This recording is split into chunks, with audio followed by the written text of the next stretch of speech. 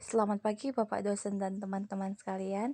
Kembali lagi dengan saya sendiri Wandasari Polisi Tumorang dengan NPM 2009 10 19 berada di kelas F semester 3 mata kuliah Strategi Belajar Mengajar Prodi Pendidikan Guru Sekolah Dasar dosen pengampu Bapak Sumerlin Mangandar Marianus SSI MPD. Materi kita kali ini tentang keterampilan dasar mengajar 1 dan keterampilan dasar mengajar 2. Dengan indikator yang pertama keterampilan bertanya, 2 keterampilan menjelaskan, ketiga keterampilan mengadakan variasi, keempat keterampilan memberi penguatan, kelima keterampilan membuka dan menutup pelajaran, keenam keterampilan mengolah kelas, ketujuh keterampilan membimbing diskusi, kedelapan keterampilan mengajar kelompok kecil atau perorangan. Yang pertama itu keterampilan bertanya. Keterampilan bertanya adalah suatu pengajaran itu sendiri, sebab pada umumnya guru dalam pengajarannya selalu melibatkan tanya jawab. Keterampilan bertanya merupakan keterampilan yang digunakan untuk mendapatkan jawaban atau balikan dari orang lain. Hampir seluruh proses evaluasi, pengukuran, penilaian, dan pengujian dilakukan melalui pertanyaan. Dalam proses investigasi, misalnya, pertanyaan yang baik akan menuntun kita pada jawaban yang sesungguhnya. Dan sebaliknya, pertanyaan yang jelek akan menjauhkan kita dari jawaban yang memuaskan. Dalam proses belajar mengajar, bertanya memegang peran penting, sebab pertanyaan yang tersusun baik dengan teknik pelontaran yang tepat akan meningkatkan partisipasi murid dalam kegiatan belajar mengajar, membangkitkan minat dan rasa ingin tahu murid terhadap sesuatu yang sedang dibicarakan, mengembangkan pola pikir murid, sebab pertanyaan yang baik akan membantu murid dalam menentukan jawaban yang baik, dan memuaskan perhatian murid terhadap masalah yang sedang dibahas. 2. Keterampilan menjelaskan. Keterampilan menjelaskan dalam pengajaran adalah penyajian informasi secara lisan yang diorganisir dengan sistematis untuk menunjukkan adanya hubungan antara satu pesan dengan pesan yang lain, sehingga tercapailah suatu pemahaman yang diinginkan, misalnya antara sebab dan akibat, definisi dengan contoh atau dengan suatu yang belum diketahui. Tujuan memberikan penjelasan yang pertama, membimbing siswa untuk dapat memahami ilmu pengetahuan secara objektif dan bernalar. 2. Melatih siswa untuk senantiasa berkonsentrasi dalam menyimak penjelasan guru, sehingga melibatkan mereka untuk berpikir sambil memecahkan masalah-masalah atau pertanyaan. Yang ketiga, untuk mendapat respon dan timbal balik siswa mengenai tingkat pemahamannya serta untuk mengatasi kesalahpahaman mereka. Yang keempat, membimbing siswa untuk menghayati dan dapat proses penalaran dengan menggunakan bukti-bukti dalam pemecahan masalah tersebut. Alasan perlunya keterampilan menjelaskan dikuasai oleh guru. Yang pertama, meningkatkan keefektifan pembicaraan agar benar-benar merupakan penjelasan yang bermakna bagi siswa, karena pada umumnya pembicaraan lebih didominasi oleh guru daripada siswa. Yang kedua, kadangkala penjelasan yang diberikan oleh guru tidak jelas bagi murid, tetapi hanya jelas bagi guru itu sendiri. Mungkin disebabkan karena gaya bahasa yang digunakan guru belum dapat dicerna atau dinalar oleh siswa, atau tidak sesuai dengan tingkat perkembangan pemikiran mereka. Hal ini dicermin dalam ucapan guru.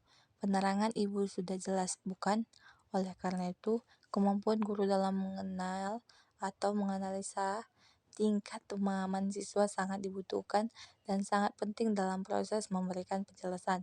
Yang ketiga, tidak semua siswa dapat menggali atau memahami sendiri pengetahuan dari buku atau sumber lainnya. Oleh karena itu, guru perlu membantu menjelaskan hal-hal tersebut. Yang keempat, kurangnya sumber yang tersedia yang dapat dimanfaatkan oleh siswa dalam pemahaman belajar. Guru perlu membantu siswa dengan cara memberikan informasi lisan berupa penjelasan yang cocok dengan materi yang diberikan. Yang ketiga, keterampilan mengadakan variasi. Variasi merupakan hal yang perlu dilakukan saat proses pembelajaran. Menurut Alma, membuat variasi adalah suatu hal yang sangat penting dalam perilaku keterampilan mengajar. Variasi dalam hal ini adalah menggunakan berbagai metode, gaya mengajar, sumber bahan pelajaran, media pengajaran, dan variasi dalam bentuk interaksi antara guru dan peserta didik. Menurut Sukirman, terdapat beberapa poin penting yang menjadi tujuan dan manfaat dari variasi stimulus, di antaranya yang pertama, terciptanya proses pembelajaran yang menarik dan menyenangkan bagi siswa. Yang kedua, menghilangkan kejenuhan dan kebosanan sebagai akibat dari kegiatan yang bersifat rutinitas. Yang ketiga, meningkatkan perhatian dan motivasi siswa. Yang keempat, mengembangkan sifat keingintahuan siswa terhadap hal-hal yang baru. Yang kelima, menyesuaikan model pembelajaran dengan cara belajar siswa yang berbeda-beda. Yang keenam, meningkatkan kadar aktivitas belajar siswa. Keterampilan memberi penguatan. Keterampilan memberi penguatan merupakan suatu alat pendidikan yang menyenangkan berupa pujian, hadiah, dan tanda penghargaan yang bertujuan untuk memperkuat tingkah laku anak didik yang sudah baik, atau juga sebagai suatu keterampilan yang memberi penguatan berupa respon positif dari guru kepada anak didik yang telah melakukan perbuatan baik. Pemberian penguatan ini dilakukan oleh guru dengan tujuan agar anak didik lebih giat berpartisipasi dalam interaksi belajar mengajar dan siswa agar mengulangi lagi perbuatan yang baik. Walaupun pemberian penguatan sangat mudah melaksanakannya, namun kadang-kadang banyak di antara guru yang tidak melakukan pemberian penguatan kepada muridnya yang telah berbuat baik. Adapun tujuan dari penguatan dalam pembelajaran antara lain adalah yang pertama, meningkatkan perhatian siswa. Melalui penguatan yang diberikan guru terhadap perilaku siswa, maka siswa akan merasa diperhatikan oleh gurunya. Dengan demikian, perhatian siswa semakin meningkat seiring dengan perhatian guru melalui respon yang diberikan gurunya. Yang kedua, membangkitkan dan memelihara motivasi belajar siswa. Upaya memelihara dan membangkitkan motivasi belajar siswa senantiasa harus dilakukan oleh guru, yaitu melalui penguatan. Apabila perhatian siswa semakin baik, maka dengan sendirinya motivasi belajarnya pun semakin baik pula. 3. Memudahkan belajar siswa. Untuk memudahkan belajar siswa harus ditunjang oleh kebiasaan-kebiasaan positif dalam pembelajaran, yaitu dengan memberikan respon atau penguatan yang akan semakin mendorong keberanian siswa untuk mencoba bereksplorasi dan terhindar dari rasa takut salah dalam pembelajaran. Yang keempat, menumbuhkan rasa percaya diri pada siswa. Rasa percaya diri merupakan modal dasar dalam belajar. Perasaan negatif yang akan mempengaruhi terhadap kualitas proses pelajaran harus dihindari. Upaya untuk terkecil perasaan-perasaan negatif dalam belajar, yaitu melalui pemberian penguatan atau respon yang memberikan oleh guru terhadap sekecil apapun perbuatan belajar siswa. Yang kelima, memelihara kelas yang kondusif. Suasana kelas yang menyenangkan, aman, dan dinamis akan mendorong aktivitas siswa lebih maksimal. Melalui penguatan yang dilakukan oleh guru, suasana belajar akan lebih demokrasi, sehingga siswa akan lebih bebas untuk mengemukakan pendapat, mencoba, dan melakukan perbuatan-perbuatan belajar lainnya. Hal ini sebagai dampak adanya respon yang mengiringi terhadap proses dan hasil belajar yang dilakukan oleh siswa. Yang keenam, mengontrol dan memodifikasi tingkah laku siswa serta mendorong munculnya perilaku. Penguatan yang diberikan oleh guru akan dapat mengontrol dan juga berubah perilaku siswa dalam proses belajar mengajar serta mendorong munculnya perilaku yang positif dari siswa. Yang kelima, keterampilan membuka dan menutup pelajaran. Bagi seorang guru, keterampilan membuka dan menutup pelajaran menjadi keterampilan dasar yang sangat penting dimiliki untuk mencapai pembelajaran yang efektif, efisien, menarik, dan menyenangkan. Meski terlihat sepele, namun tak semua guru dapat membawa proses pembelajaran yang dengan baik. Padahal, hal ini memiliki pengaruh besar terhadap keberhasilan dan semangat atau minat siswa dalam belajar. Pada saat kegiatan belajar mengajar akan dimulai, tidak semua siswa memiliki kesiapan mental dan ketertarikan dalam mengikuti proses pembelajaran. Guru memiliki peran penting untuk memberi semangat pada siswa agar proses pembelajaran berjalan dengan baik dan lancar. Jangan biarkan konsentrasi siswa terpecah belah yang mengakibatkan hasil belajar siswa tidak maksimal. Pembukaan KBM yang menarik berpengaruh terhadap semangat siswa dalam mengikuti pembelajaran di kelas. Jika Anda bersemangat mengajar, maka siswa juga akan mengikuti semangat belajar. Namun sebaliknya, jika Anda terlihat lesu, tidak semangat belajar, dan malas-malasan, maka proses pembelajaran akan berjalan membosankan atau tidak efektif. Cara membuka pelajaran yang baik.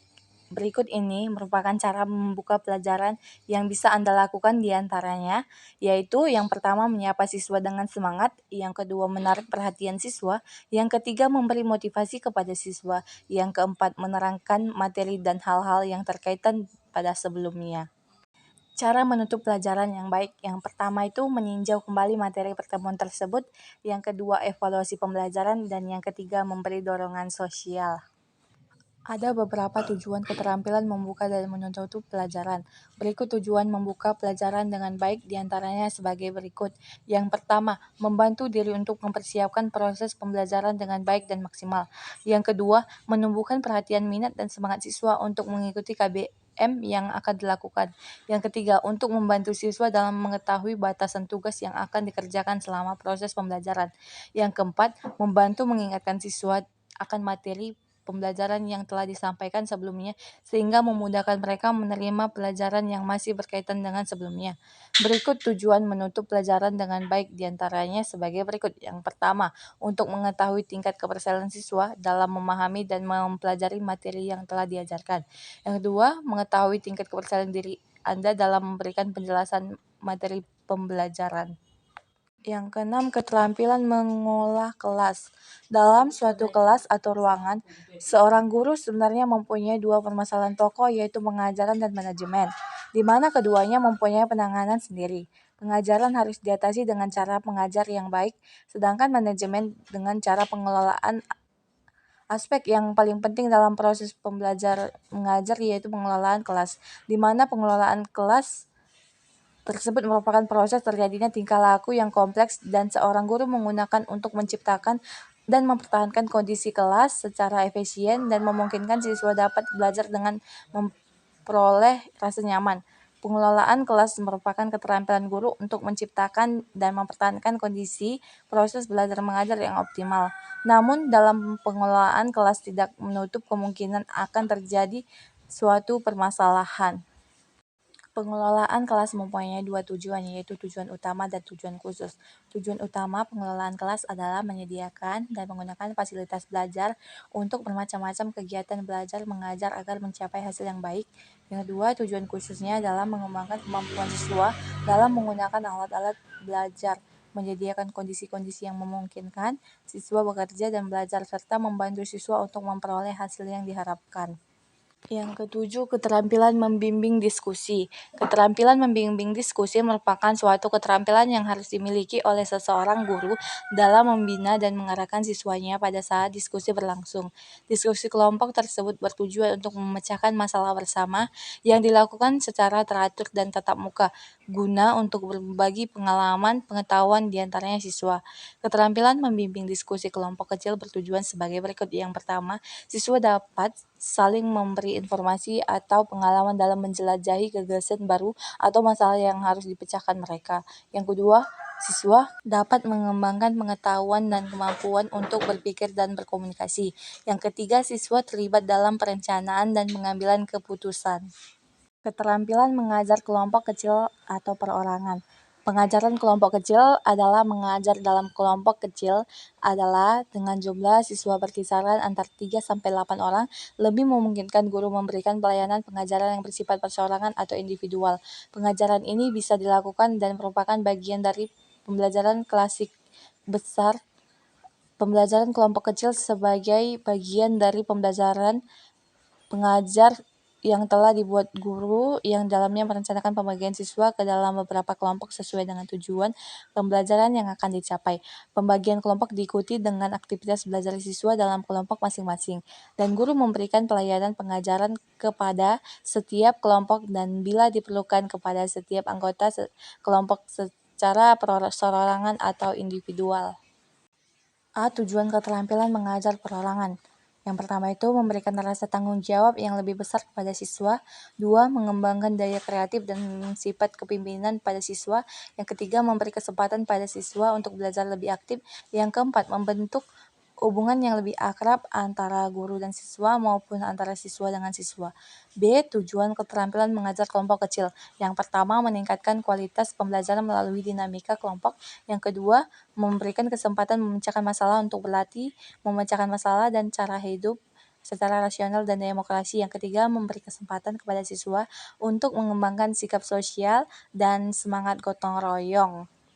Demikianlah hasil paparan video saya atau penjelasan saya mengenai materi keterampilan dasar mengajar 1 dan keterampilan mengajar 2. Jika ada perkataan yang salah, saya minta maaf. Terima kasih. Tetap semangat, jaga kesehatan. Tuhan Yesus memberkati. Unika Jaya, Unika Smart. Jangan lupa like, subscribe, and comment. Muah.